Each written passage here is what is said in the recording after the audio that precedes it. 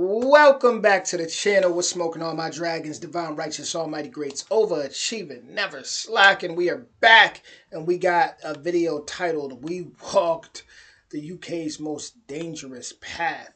I'm new to this when it comes to UK's most dangerous path. Like I don't know what that would be if someone was to ask me. So I'm about to find out. Original link in the description. Let's get to it. Here we go. Welcome to Foulness Island. The name is unfortunate. It either meant... Hold on, Foulness Island? I mean, that says enough for me. Foul, the foul in there screams pretty loud. The name is unfortunate. It either meant Muddy Headland or possibly Bird Headland a few centuries ago. It's about 9 square miles, around 150 people who live on it, but unless you are one of those people or you've got business with them, you will not be allowed in. Most of the island, and importantly, the road and bridge that get you onto it, they're owned by the British military and they will turn you away. But despite having no business here, I am on the island, legally. And that's because I didn't use the road and bridge. I walked along a very different path to get here. The Broom Way has been called the most dangerous, most deadly path in Britain. It goes back at least 600 years. And the only reason that I walked here safely is because I had a guide. A few miles back before we set off, I asked him a few questions. Historically, there is reportedly 60 to 100 casualties on the Broomway. The main thing is the tide. It whips round from the North Sea and sort of would come from not as you expect it, sort of straight on from the horizon, but it'll often spiral in to the coastline, and so it'll cut you off from your pathway. It's very easy to get lost out on the Broomway, particularly in low visibility conditions when it's raining or there's low fog early morning, late at night. As there's no features or markers to take your bearing from, you can get very quickly disorientated. Quite often people will naturally walk further out to sea as opposed to back to land. The Broomway is only open at the weekends for the public. The MOD use this as an active firing range, and they have done since the late 1800s. And so one thing that we might see out there is leftover ordnance. They do a pretty good job of cleaning up after themselves, but it doesn't mean that we won't see any out there. I've seen shells sort of this big. You just have to really keep your distance. Shell craters are also a problem because of the exploded ordnance that have gone off. So it's essentially quicksand.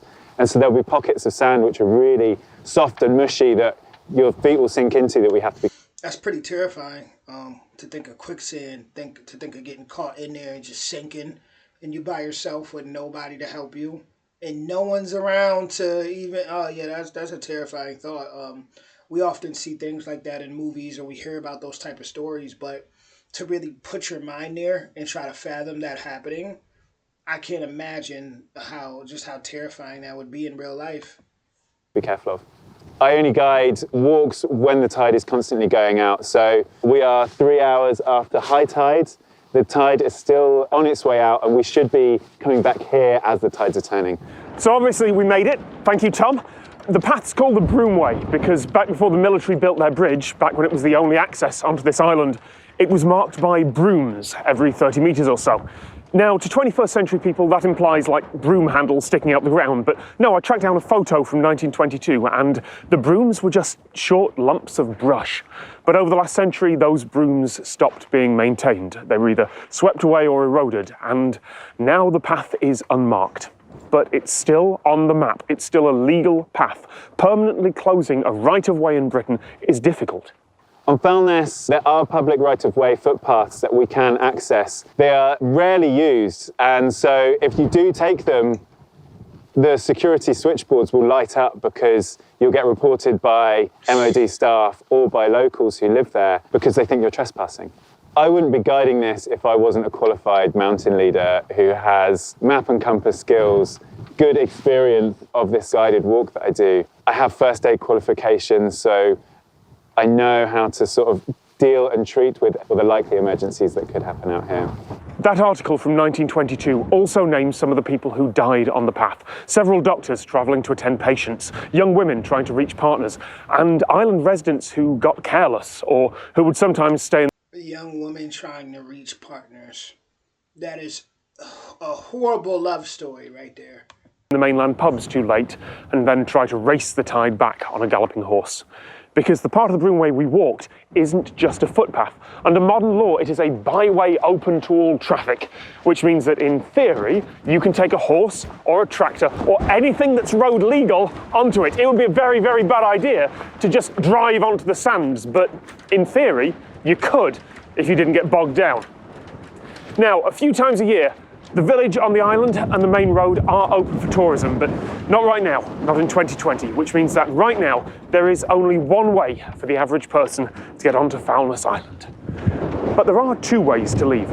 We could go off the rights of way, trespass onto military land, and then very soon after get escorted off by soldiers, assuming we weren't arrested. Or we could just walk back. Ready when you are. Thank you very much to Tom Bennett. He's a qualified mountain leader who runs tours across Britain. I'll put a link to his website in the description. It feels really weird talking about you in the third person when you're just there. Yeah. Oh. I'll tell you, I think what also creeps me out too is like, for example, how there's soldiers around and you could, be arrested. It's like, you don't know who's like watching. Like it gives like a zombie type of thing feel there, like some type of Walking Dead. Remember in Stranger Things where Eleven kept going to like this facility, like you know what I'm saying? Like it's just you don't know. It's just I don't know. You got to be careful where you go, especially when you're torn and you just walking around and just these deserted places. You got to be careful. And I'm speaking to myself right now too because I love to hike. Like I'm actually going to be hiking after this. Like that's my thing. I love to walk.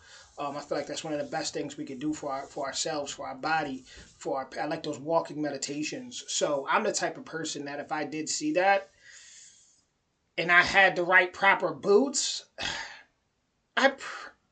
yeah, I would. I probably would. I'm not gonna lie. After learning about how dangerous it is, nah. It hit different when you know. and that's why these videos are very important to inform people who are like me, all the way from America, that would go out there and somehow discover a place like that and maybe just not know and might do a little too much. And so these videos are definitely very important.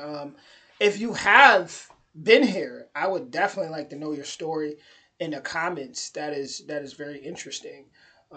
There's my first time ever hearing foul. That, like I said, that foul in there automatically stuck out for me. That the names be something. So with that being said, original link in the description. Let me know what you think, and I'll be back with more soon. Much love, y'all.